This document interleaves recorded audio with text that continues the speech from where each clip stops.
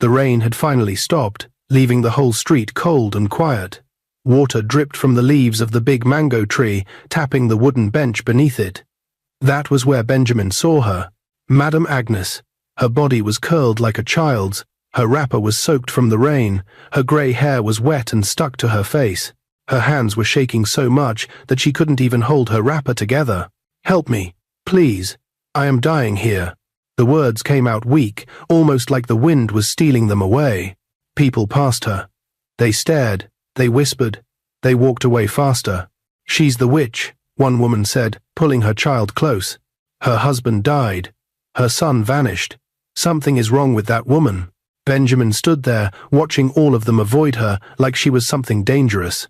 But he didn't see a witch. He saw a lonely old woman who looked like she had been fighting life all by herself. His heart squeezed. He could not walk away. He stepped closer. When she turned her weak eyes to him, something inside him broke. Without saying a word, Benjamin pulled off his brown coat, the only thing he had to keep him warm at night, and wrapped it around her shoulders. She gasped softly as the warmth touched her cold skin. Her fingers held onto the coat like it was the only safe thing left in the world. Benjamin knelt down in front of her. "Ma, let me take you home," he said quietly. I cannot walk," she whispered. "I will carry you." He slid his arms under her body and lifted her. She was so light he felt the bones in her back. People stared again. Some shook their heads. Some whispered, "Benjamin doesn't fear?" Some even laughed. But Benjamin didn't stop. He carried her past the small shops, past the mud houses, past the mechanic shouting at his apprentices. He walked until he reached his own street, a small, quiet place with peeling walls and cracked windows. He pushed his room door open with his shoulder. Inside, the room was tiny. A thin mattress on the floor, a cracked window that let the cold air in, a bowl, a small stove, and one plastic chair. He gently placed Madame Agnes on his mattress. "Welcome to my home," he said with a soft smile. Her eyes filled with tears. "You gave me your coat, and now your bed," she whispered. "Why? Why are you helping me before I even ask?" Benjamin didn't answer at first, because deep inside he remembered how people had once walked away from him too. He remembered coming out of prison with nothing. He remembered neighbors locking their windows when they saw him.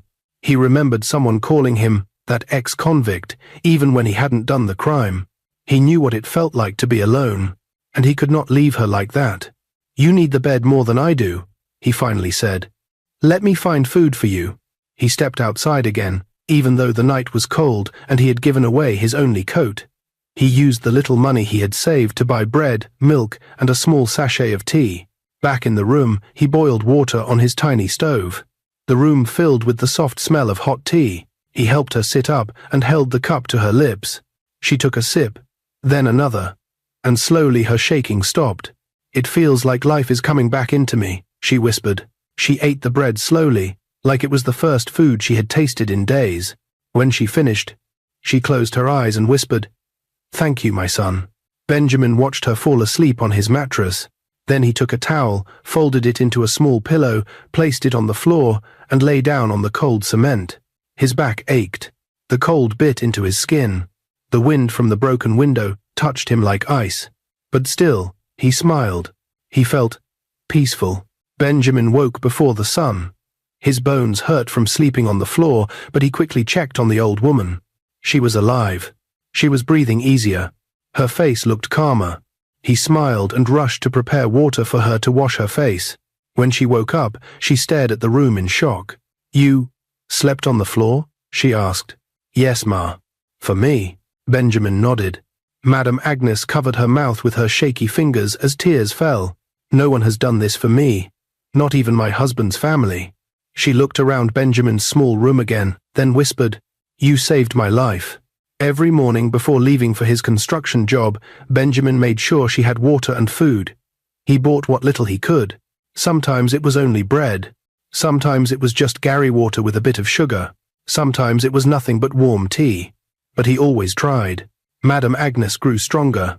She told him how her husband, Silas, had died in a taxi accident, how their only son, Henry, vanished 10 years ago, how people accused her of witchcraft, how she was thrown out to suffer alone. Benjamin listened, his heart breaking. On the third day, neighbors came. "Benjamin, send that woman away," one man said. "She will bring you bad luck," another woman warned. "She is cursed." Benjamin looked at them calmly. "She is someone's mother," he said, "and she is safe here."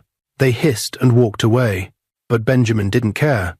Each day he returned from work covered in cement dust. Each day his back hurt. Each day he struggled, but he still brought her food. On the fourth day, it had rained again that afternoon. Benjamin returned home, tired, hungry, and with jollof rice and chicken in his hand. He bought it with the last money he had for the week. He smiled, thinking of how happy she would be to smell the jollof. He reached his door, and froze. Someone knocked. Not a soft knock, not a neighbor. Something stronger. Benjamin held the nylon of rice tighter and slowly opened the door. His mouth fell open. Black SUVs. Bodyguards in suits. Men with dark glasses.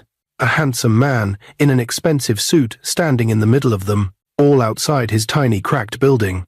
The man looked straight at Benjamin. "Are you Benjamin?" he asked, voice shaking a little. Benjamin nodded slowly. "My name is Henry," he said. "I am looking for my mother. Someone told me you took her in." Benjamin's breath caught. "Wait, mother? Could it be?" Henry stepped closer, tears gathering in his eyes. "Please," he whispered. "Is my mother here? Her name is Agnes, Madam Agnes." Benjamin felt his heart drop. He turned to look at the door of his tiny room. Then he faced the billionaire again, his voice trembling. "Come in," Benjamin said softly. "Come and see her." And as Henry stepped into his tiny room, full of peeling paint and cement smell, Benjamin had no idea that his life, his hunger, his struggles, his pain was about to end forever. Benjamin stepped aside as the rich man entered his tiny room. The place was silent except for the soft sound of Madame Agnes breathing on the mattress. Henry's polished shoes touched Benjamin's cracked cement floor. It was like watching two different worlds collide. One world full of struggle and pain, the other full of wealth and power. Henry took one slow step, then another. Benjamin's heart was beating so loudly he could hear it in his ears. He didn't know what would happen next. Would Henry accuse him? Would he think Benjamin did something to his mother? Anything was possible. The bodyguard stood outside, hands folded, eyes sharp. Henry stopped beside the mattress. For a moment, he didn't move. His breath shook. His eyes slowly filled with tears. Then, with a trembling voice, he whispered, "Mama." Madame Agnes's eyelids opened slowly, like someone waking from a long dream. Her weak eyes focused on the tall man kneeling in front of her. Her mouth fell open. She blinked fast, as if she didn't believe what she was seeing. "Henry?" she said in a tiny, shaky voice. Henry dropped to his knees beside her. His expensive suit touched Benjamin's rough floor, but he didn't care. He held his mother's thin hands and pressed his forehead to them. "Mama, it's me," he sobbed. "It's Henry. I didn't die. I didn't disappear forever. I went to Europe. I wanted to make you proud." Madame Agnes gasped loudly. Her hands flew to his face, touching his cheeks, his forehead, his chin. She kept touching him again and again, like she needed her fingers to confirm that he was real. "You are alive," she whispered. "My child, my only child. You are alive." She broke into tears. Henry pulled her into his arms and held her tightly, like he feared she would disappear again if he let go. "I came back 1 month ago," he said through tears. "I searched everywhere. I thought maybe you moved. Someone finally told me. Benjamin took a week-old woman home. So I came." Benjamin stood at the corner, frozen. He didn't know if he should step out, or stay, or speak. His heart was full of shock, full of relief, full of something he had not felt in years, hope. Then Henry looked up, his eyes red but burning with questions. "Mama, where is Papa?" The room became cold. Madame Agnes let out a small cry and touched Henry's cheek again. "Silas, your father, he is gone." Henry froze. "Gone?" "He died," she whispered. "Months after you left. Your father's family blamed me. They beat me. They threw me out. They said I killed him with witchcraft. They let me suffer." Henry's face turned from sorrow to anger in 1 second. "They did what?" he shouted. "They let you struggle on the street. They left you to die." She nodded weakly. "I had no home, No food. No one to help me. They left me in the rain. They left me to die under the mango tree. If not for this young man, she pointed at Benjamin with a trembling hand, I would not be alive. Henry turned his head toward Benjamin. Their eyes met. Benjamin felt like he was standing before a king. Henry stood up quietly and walked to him. His face was wet with tears, but his voice was steady. You took her in, he said. You covered her. You fed her. You carried her to safety. You did what even her family refused to do. Benjamin swallowed hard. I just did what felt right, he said softly. Henry shook his head. No, he said firmly. You did more than right. You saved my mother's life. He stretched out his hand. Benjamin looked at it, confused. Henry smiled a warm, grateful smile. Thank you, Henry whispered. Thank you for saving the woman who gave me life. Benjamin didn't know how to react. He slowly took Henry's hand and shook it. For a moment, it felt like peace filled the whole room. Then Henry turned to his bodyguards outside the door. Bring the car close, Henry commanded. We are taking my mother home. 2 guards rushed to move the SUV forward. Inside the room, Henry gently lifted Madame Agnes into his arms. She clung to him, crying softly into his shoulder. My son, my child, you came back. Benjamin felt his eyes burn with emotion. He had never seen anything like this in his life. Henry turned toward him again. You're coming with us, he said suddenly. Benjamin blinked. Me? Yes, Henry said. You think my mother will leave you behind? You think I will leave you behind? Never. Pack your things. Benjamin looked around his tiny room. He didn't have much. A small bag, a few clothes, a toothbrush, a torn Bible. He packed them quickly, his hands shaking. He stepped outside and saw the black SUV door open. Henry laid his mother inside the back seat gently, covering her legs with a warm blanket. Then he looked at Benjamin.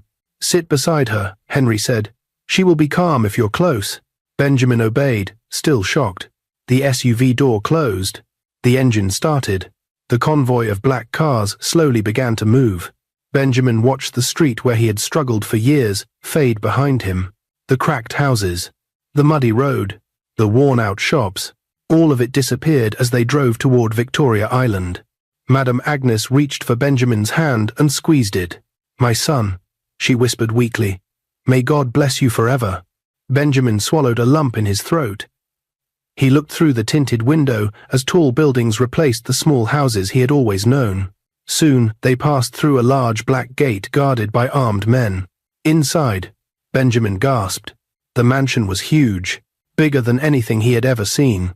White walls, tall glass windows, a fountain spraying water like sparkling diamonds, palm trees lining the driveway. He felt like he had stepped into another world. Maids rushed out the moment the SUV stopped. They bowed their heads and greeted Henry respectfully. Welcome, sir. Henry nodded and pointed toward his mother. Take her to the master bedroom, he said. Give her everything she needs. The maids helped Madame Agnes inside with care and love. Benjamin stood beside the SUV, shaking, unable to process what was happening. Then Henry faced him again. I'm not finished with you, he said. Benjamin froze. Henry took one step closer, then another. He stopped right in front of Benjamin and said something that made Benjamin's heart nearly stop beating. Benjamin, starting today, you are no longer a poor man. Benjamin blinked fast, confused. Sir, I don't understand. Henry smiled. A slow, emotional smile. You helped my mother before she even asked, he said. Now it's my turn to help you. Follow me inside. Benjamin stepped forward, not knowing that what Henry was about to show him next would change his life forever. Benjamin followed Henry through the massive entrance of the mansion, still holding his small bag of clothes. Every step felt unreal. The marble floors shined like mirrors. The walls were decorated with giant paintings. Soft lights glowed from the ceiling. Everything smelled clean like expensive soap and fresh flowers. Benjamin had never been inside a place like this. Henry walked ahead of him, calm and confident, as if he owned the whole world. In a way, he did. Come, Henry said gently. Benjamin tried to keep his breathing steady. His heart was beating too fast. He kept wondering if any of this was real or if he was dreaming on his cold cement floor back home. They reached a huge living room. Benjamin stopped at the doorway. This room alone was bigger than his entire compound. A massive white sofa, a glass table, carpets soft enough to sink into, a giant TV on the wall, a chandelier glowing like stars trapped inside glass. Benjamin's legs felt weak. "Sit," Henry said. Benjamin hesitated. The sofa looked too white, too clean, too expensive. "Are you sure?" he whispered. Henry smiled. "Benjamin, it's furniture. It won't bite you." Benjamin slowly sat down. The cushion hugged him softly. He wasn't used to that feeling. Henry pulled a chair close and sat opposite him. For a moment, they just looked at each other. Then Henry spoke. "Benjamin, my mother told me everything." Benjamin's heart dropped. "Everything?" he repeated, scared. "Yes," Henry said softly. "How people called her a witch, how she was thrown out, how she was left alone in the rain, and how you carried her home with your bare hands." Benjamin looked down. "I just couldn't leave her," he murmured. "She needed help. I didn't think. I just did what felt right." Henry leaned closer. "That is what makes you different," he said. "Most people walk away when someone is suffering, but you moved toward her." Benjamin's eyes stung with emotion. "So," Henry continued, "I want to know your story." Benjamin swallowed. He didn't want to open old wounds, but the way Henry looked at him with kindness, not judgment, made him feel safe. So he began. I was not always like this," Benjamin said quietly. He stared at his hands, rough from carrying cement bags. "I had a degree in accounting. I worked in a bank. A good bank." Henry raised his eyebrows. "You worked in a bank?" Benjamin nodded slowly. "I had a wife too," he whispered. "And a daughter, Juliet." Pain flashed in his eyes. "One day I came home early," Benjamin continued, "and found a note on the table. My wife wrote it. She said my daughter, the child I had loved for 3 years, was not mine." Henry gasped softly. "She ran away with another man," Benjamin said. "She took everything. I didn't know what to do." He touched his chest lightly. "It broke me." Henry's face tightened with sadness. "And then?" he asked. Benjamin took a deep breath. "Someone in the bank stole money," he said. "A colleague. He used my computer, my ID, my desk." Benjamin's voice cracked. "The bank accused me. The police arrested me. I went to prison." Henry closed his eyes in pain. "No evidence," he whispered. "None," Benjamin said. "But I still spent 5 years in jail. 5 long years." His voice was shaky now. "When I came out, no one wanted to hire me. Everyone looked at me like a thief, like a dangerous man. I had no home, no family. I became nothing." A tear fell onto his hand. Henry didn't try to stop his own tears. "You carried all that pain," Henry whispered, "and you still helped a stranger." Benjamin nodded slowly. "I didn't want anyone else to feel the loneliness I felt." The room was silent for a long moment. Then Henry stood up. His voice was quiet but strong. "Benjamin, look at me." Benjamin lifted his head. Henry's face was full of emotion. "You suffered. You were punished for a crime you didn't commit. You lost your family. You lost everything." Henry placed his hand gently on Benjamin's shoulder. "But all this pain did not destroy your heart. You still chose kindness. You still chose to help my mother before she even asked. That makes you a rare man." Benjamin looked away, overwhelmed. Henry continued. "I made a promise on the way here," he said. "A promise to God. If my mother was still alive, I would change the life of the person who saved her." Benjamin blinked fast. "Sir, I don't deserve anything." "Stop." Henry lifted his hand. "You deserve more than you think." He walked toward a small drawer near the TV, opened it, and took out a white envelope. Benjamin watched him, confused. Henry stepped back and placed the envelope in Benjamin's hand. "Open it," Henry said. Benjamin slowly pulled out a document. His eyes widened. It was an employment letter, a real one, with Henry's company name written in bold letters. Hentech Global Solutions Head Office, Lagos. Benjamin's mouth fell open. I don't understand," he whispered. Henry smiled. "You are hired," Henry said. "You will be my company's account officer." Benjamin froze. His hands shook. "What?" he whispered. "Me? A construction worker? A man with nothing? How can I?" "You are not a construction worker," Henry said firmly. "You are an accountant, a graduate, a man with integrity. I trust you with my mother. Now I trust you with my company." Benjamin covered his face with both hands as tears spilled out. "Sir, I don't know what to say." Henry sat beside him again and placed an arm around his shoulder. "Say nothing," he said. "Just accept it. You helped my mother, now let me help you." Benjamin cried quietly into his hands. No one had held him like this. No one had believed in him like this. No one had lifted him up like this. After a moment, Henry stood. "There is more," he said. Benjamin looked up, confused. Henry pointed toward the stairs. "Follow me. I want to show you something." Benjamin wiped his eyes and slowly stood up. They began walking up the marble staircase. Each step felt heavy with suspense. When they reached the top floor, Henry led him to a long hallway with beautiful paintings. He stopped at a wooden door. "This," Henry said slowly, "will be yours." Benjamin frowned. "Mine? Sir, what is inside?" Henry turned the door handle and slowly pushed it open. The lights came on. Benjamin gasped so loudly that his voice echoed inside the room. His legs almost gave out, because inside was a room larger than his entire building back home. A queen-sized bed with gold designs, thick curtains, a flat-screen TV, a wardrobe full of clothes, a soft rug, a bathroom that looked like a small spa.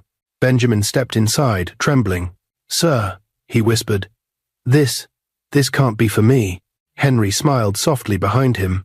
"It is," Henry said. "Starting today, this is your room." Benjamin covered his mouth with both hands.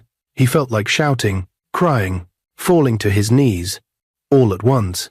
But before he could speak, Henry placed a hand on his shoulder and said one more thing, a sentence that shook Benjamin's whole soul. "Benjamin, you will never suffer again." Just then, a maid suddenly rushed into the hallway, breathing fast. Sir Henry," she cried. Henry turned sharply. "What is it?" The maid pointed down the stairs, terrified. "It's Madame Agnes," she said, voice shaking. "Something is wrong. She just collapsed." Henry's face went pale. Benjamin's heart dropped, and everything in Benjamin's new world began to shake. Henry didn't wait. The moment the maid said, "She collapsed," he ran. He flew down the marble staircase so fast, the guards standing near the door stiffened in shock. Benjamin dropped his small bag on the hallway floor and chased after him, nearly stumbling on the last step. "Mama," Henry shouted. "Mama, please."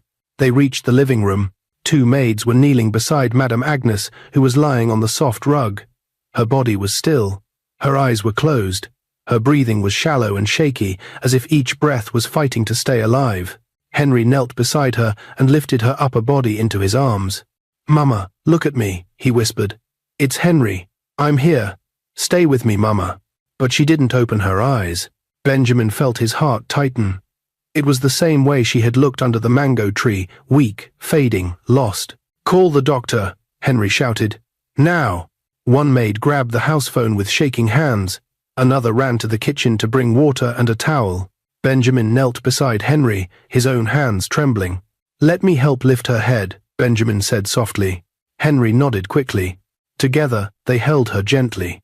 Madame Agnes's lips moved, a small whisper escaping. "Henry." "I'm here, Mama," he breathed, his voice full of fear. "Please don't leave me again.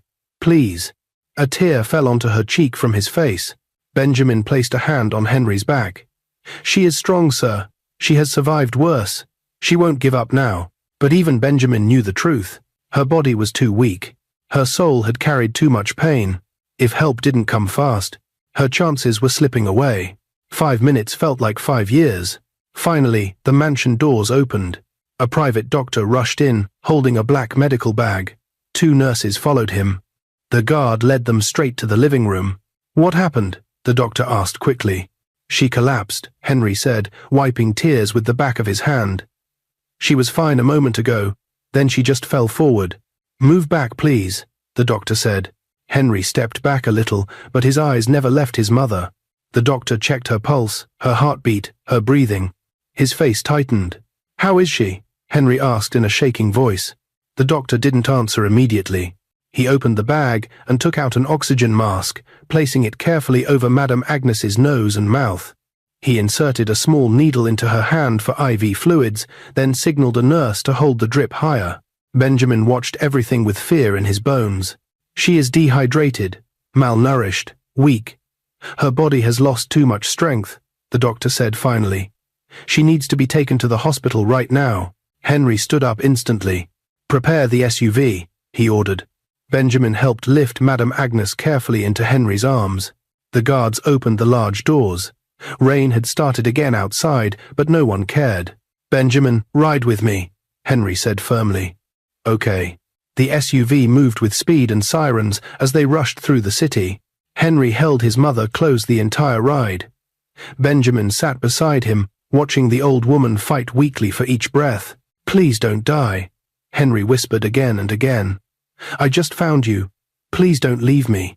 Benjamin felt tears slipping down his own cheeks. He remembered how she had looked after drinking his hot tea. How she had whispered, "Thank you, my son." He couldn't bear the thought of losing her. Not now. Not when hope had finally returned. They reached a private hospital in Victoria Island. Nurses rushed toward them immediately. Emergency unit, the doctor shouted. Clear the path. Benjamin and Henry followed closely as they wheeled Madame Agnes into a white room filled with machines and bright light. Nurses connected tubes to her arm and chest. Machines beeped loudly. The doctor worked fast, checking everything again. Henry stood frozen at the doorway, his hands shaking. Benjamin touched his arm. She will be okay. Henry didn't speak. His throat was too tight. After several long minutes, the doctor finally stepped away from the bed. He walked toward them. Henry grabbed the doctor's hands. Tell me the truth, he said. Is she going to survive? The doctor breathed in deeply. She is stable for now, he said, but she is very weak. Old age, stress, hunger, everything pushed her body to the limit. Benjamin closed his eyes in pain. Henry nodded slowly, tears rolling down his cheeks again. Can I see her? Yes, but don't wake her. Henry and Benjamin walked into the room quietly. Madame Agnes lay on the bed with oxygen tubes in her nose. She looked smaller than ever. Henry moved closer and gently held her hand. Mama, he whispered, you're safe. I'm here now. I won't leave you again. Benjamin stood at the other side of the bed. The room was quiet, except for the soft beeping of the machine that counted her heartbeat. After a while, Madame Agnes's eyes opened slowly. Henry gasped. Mama. She looked up at him weakly, her lips shaking. Henry, my son, you came back. Yes, Mama, I'm here. She turned her eyes to Benjamin. And you, she whispered, my second son. You carried me when everyone left me. Benjamin's throat tightened. You saved me, she continued. You saved my life. Before I even asked. Benjamin wiped a tear from his cheek. Henry's eyes moved between the two of them. Benjamin is the reason you're alive today, Henry said softly, and because of that, he will never lack anything again. Madame Agnes smiled faintly. Then she breathed out a shaky whisper. Don't forget him, Henry. Promise me. Promise. You will never forget the man who saved your mother. Henry squeezed her hand gently. I promise, Mama. Her fingers relaxed, and she drifted back to sleep. Henry quietly stepped outside the room, and Benjamin followed. They both sat on the long bench in the quiet hallway. For a long time, Henry didn't speak. Then he finally said in a low voice, Benjamin, I have something I must show you. Benjamin turned his head, confused. Show me what? Henry stood up. Come, he said. It is time you know what kind of life you walked into when you picked up my mother. He led Benjamin to a private office overlooking the city. The lights outside were bright and beautiful. Henry opened a drawer and pulled out a brown folder. Inside were documents, phone records, signed agreements, bank statements. He placed them on the desk gently. Benjamin frowned. Sir, what is this? Henry took a deep breath. Then he looked Benjamin straight in the eyes. My father didn't die by accident, he said quietly. Someone did it. Benjamin's eyes widened. Henry continued, his voice dark with pain. And that same person is also the reason my mother suffered on the street. Benjamin's heart began to beat faster. Who? He whispered.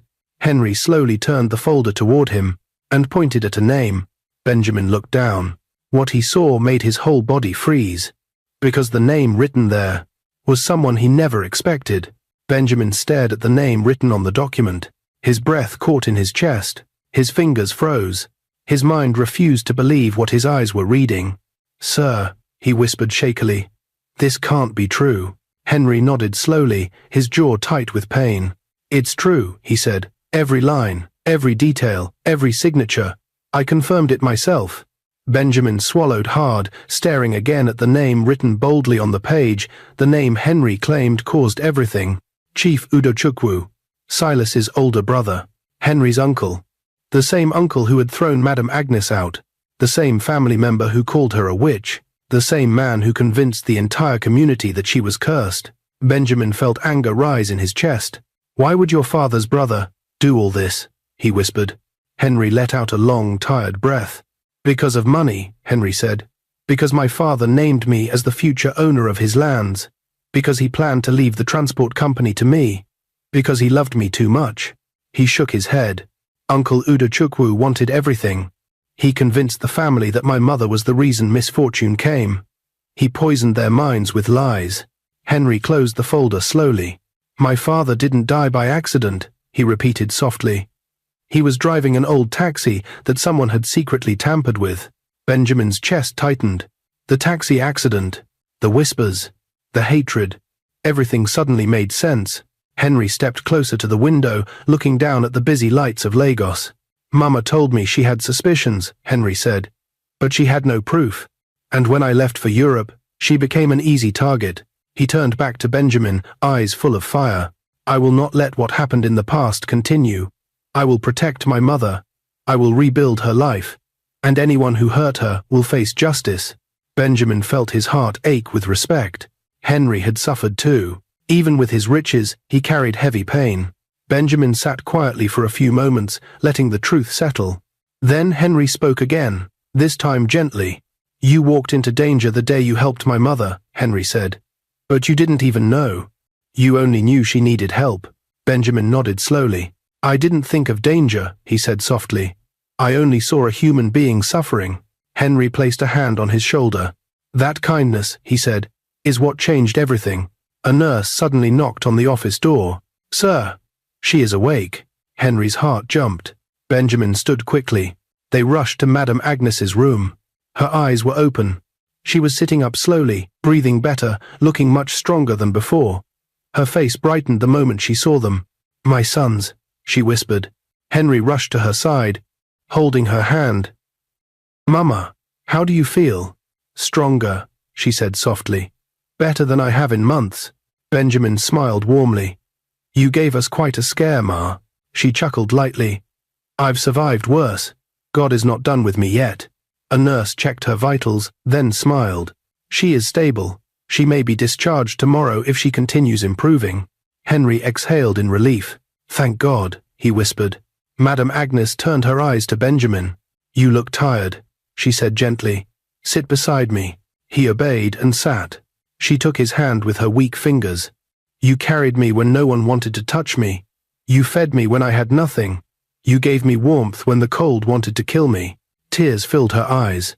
"And now look at you," she whispered proudly. "You saved me before I asked, and now my God will save you in ways you never saw coming." Benjamin felt his throat tighten. He didn't want to cry in front of her, but he could not stop the small tear that slipped down. Henry watched them with a soft smile. "You two," he said, shaking his head lightly, "are the reason I believe life gives second chances." Benjamin looked at him. "I didn't do much, sir." "You did everything," Henry interrupted firmly. The next day, Madame Agnes was discharged. The drive back to the mansion was peaceful. She rested her head on a soft pillow. Benjamin sat beside her, and Henry sat in front, constantly looking back to check on her. When they arrived, maids rushed to welcome her. They guided her slowly to a new room, large, bright, beautifully arranged with soft sheets and warm blankets. Henry stood proudly at the door. "This is yours, Mama. Forever." She placed a hand on his cheek. "I am proud of you, my son." Then she turned and saw Benjamin shyly standing behind them. "And you," she said, stretching her arm toward him. Benjamin stepped forward. She placed her hand on his. "You are now part of this family." He bowed his head in respect, trying not to cry again. In the days that followed, Benjamin's life changed in ways he never imagined. Benjamin reported to Hentech Global Solutions. Employees whispered when he walked by. Who is he? Why is he with the boss? Did Henry hire him personally? Benjamin ignored the whispers and focused on learning. Before long, he impressed everyone with his intelligence and honesty. Henry trusted him completely. He sat beside Henry in board meetings. He helped balance financial reports. He worked late but always with joy. For the first time since his prison years, Benjamin felt like a human being again. She became the queen of the mansion. She healed slowly. She gained weight. She smiled more. Maids called her Mama Agnes. Guards respected her. Visitors greeted her with honor. She prayed for Benjamin every night. 3 years passed. Benjamin bought his own mansion. He bought a white SUV. He dressed well. He walked confidently. He met Debbie, a beautiful financial analyst with a gentle heart. Henry met Monica, a cloud engineer. Their love stories grew. Their families blended. Their weddings were magical. On the day Benjamin married Debbie, Madame Agnes walked him down the aisle. Her hands trembled. Her eyes were full of pride. Her heart glowed like fire. Benjamin cried as he spoke at the wedding. My kindness to a stranger, he said, became the miracle that saved my life. The guests clapped. Some wiped tears. Others whispered, "This story is like a movie." It truly was. 1 year later, Henry and Monica welcomed a baby boy named Silas, after Henry's father. Benjamin and Debbie welcomed a baby girl named Juliet. But happiness can sometimes break too soon. Juliet died after 1 week. Debbie screamed in pain. Benjamin held her as she cried. Their world fell apart. Madame Agnes moved into their home for 3 months. She cooked for them, prayed for them, sat beside Debbie at night, held Benjamin whenever he couldn't breathe from sadness. 3 years passed after the loss. No child came again. Doctors said nothing was wrong. Benjamin and Debbie held each other through tears. They prayed silently. One night, Madame Agnes took Benjamin's hand gently and said, "My son, a kind man like you, deserves the joy of being a father. Do not give up. God is not finished with your story." Benjamin nodded slowly, trusting her words. That night, Benjamin stepped outside the balcony of his mansion. The moon was full. The air was quiet. He stared at the sky with a heavy heart when suddenly he heard a car engine. A black SUV slowly entered his compound. Benjamin frowned. He wasn't expecting anyone. The car door opened. A man stepped out. Benjamin froze. Because the person who stepped out, the person visiting him at night, was someone from his past. Someone whose face he thought he would never see again. Someone who carried secrets that could destroy everything. Benjamin took a step back, shock filling his body. The man whispered, "Benjamin, we need to talk." Benjamin stood frozen on the balcony, his heart pounding like a drum. The black SUV door remained open, and the man who stepped out walked slowly toward him. The outside lights of the mansion cast long shadows on the driveway, making the moment feel unreal, like a scene from a film where the past comes back to demand an answer. Benjamin's mouth went dry. His hands began to shake. The man finally stepped fully into the light, and Benjamin's breath caught in his throat. It was Philip, the same co-worker from the bank, the same man who used Benjamin's computer, the same man who stole money 8 years ago, the same man whose actions sent Benjamin to prison. His heart stopped.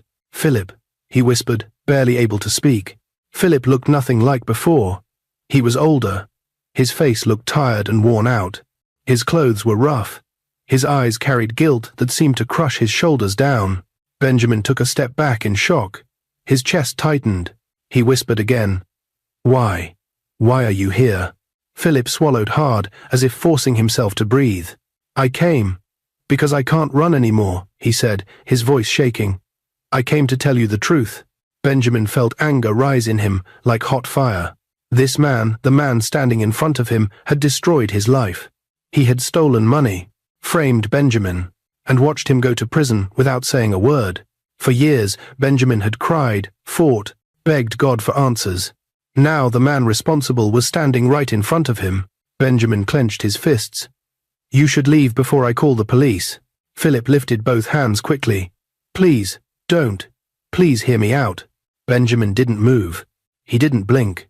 Philip took a shaky step closer. "I know you hate me," Philip said, "and I deserve it. I destroyed everything you had. Your job, your name, your peace. Benjamin felt his heart twist with pain as old memories flashed in his mind. Philip continued, his voice breaking. What I did was wrong. But I wasn't working alone. Benjamin's stomach dropped. His breath froze. What do you mean? He whispered. Philip looked around like someone afraid they were being followed. May I come inside? He asked. Benjamin hesitated. His heart said no. His mind said be careful. But something deeper, a sense of unfinished truth, made him step aside. Philip walked into the living room. Benjamin closed the door and stood behind him. Say it, Benjamin said. Philip took a deep breath. I worked with someone, he finally said. Someone powerful. Someone who wanted you out of the way. Someone who manipulated everything. Benjamin's eyes narrowed. Who? Philip looked up slowly. And when he said the name, Benjamin felt the room spin. The name hit him like a heavy blow, stealing his breath away. He grabbed the back of a chair to keep himself from falling. That person, Philip whispered. That's the one who planned everything from the bank theft, to your arrest, to everything that ruined your life. Benjamin staggered back. He whispered the name in shock. No, it can't be. Philip nodded painfully. Yes, I'm sorry. I hid it for years because I thought he would kill me. He said he would destroy my family if I talked. But now I have nothing to lose. Benjamin's hands shook violently. All this time, all these years, he had blamed the wrong person. He felt tears burning at the back of his eyes. Why are you telling me now? Benjamin asked. Philip sighed, trembling. Because someone is looking for you, someone dangerous, and if I don't warn you, you might end up dead. Benjamin's knees weakened. Dead? He whispered. Philip nodded. He wants revenge, because Henry brought you into his company. He thinks you're digging too close to secrets he buried. Benjamin felt his heartbeat rise in fear. What secrets? Philip shook his head fast. Not now. There's no time. You're in danger, Benjamin. Serious danger. And so is Madame Agnes. Benjamin's chest tightened with terror. Not Madame Agnes. Not the woman who saved his heart. Philip stepped closer, his voice urgent. You must leave the city tonight. Before anyone sees you. Before they trace you here. At that moment, the door opened quietly. Henry stepped inside. He had come downstairs to check on Benjamin. His face changed instantly when he saw Philip standing in the living room. Benjamin, Henry said sharply. Who is this man? Philip froze. Henry's eyes narrowed suspiciously. Benjamin looked from Henry to Philip, then back to Henry. His voice trembled with fear. This man, he knows who destroyed my life, Benjamin said. He knows who wants to destroy yours too. Henry stepped closer slowly. Who? He demanded. Tell me now. Philip looked terrified. They'll kill me if I say it out loud. Henry clenched his jaw. Say the name. Philip's lips shook. His eyes darted around, as if expecting someone to burst into the mansion. Henry stepped closer, towering over him. Philip, Henry said, voice dangerously calm. I won't ask again. Philip closed his eyes, took a deep breath, and then he whispered a name so quietly, yet filled with so much weight. It felt like the entire room shook. Henry's entire body went still. Benjamin's hands went numb. The air felt heavy, hot, dangerous. Say it again, Henry ordered, his voice suddenly loud. Philip opened his eyes and whispered the name a second time, this time louder, this time clear, and this time the sound cut through Benjamin's heart like a knife. Henry stumbled backward, shocked. Benjamin covered his mouth, whispering, no, no, no, because the name Philip revealed was someone deeply connected to them, someone they trusted, someone who had been close, too close, all along. Before Henry could speak, before Benjamin could even breathe, the mansion lights suddenly went off. Darkness swallowed the room. The SUV outside revved loudly, as if someone had triggered an alarm. Henry turned sharply toward the blackout. Benjamin froze. Philip whispered, terrified. He's here. At that moment, a shadow moved outside the glass window. A tall figure, dressed in black, watching them. Benjamin's heart stopped. Henry whispered, everyone, stay still. The lights flickered once, twice, then went out completely. In the darkness, Philip whispered, if he catches us, none of us will leave alive. Benjamin grabbed Henry's arm. "Henry, what do we do?" The front door handle began to move slowly. Someone was trying to enter. The three men stared at the door, breath frozen. As the shadow outside pushed it open, the door creaked. The darkness deepened. A silhouette stepped inside, and Benjamin whispered, "Oh God, no." What is your view about this story? Where are you watching from? If you enjoyed this story, comment, share, and subscribe to our channel to watch the part 2 when we upload it.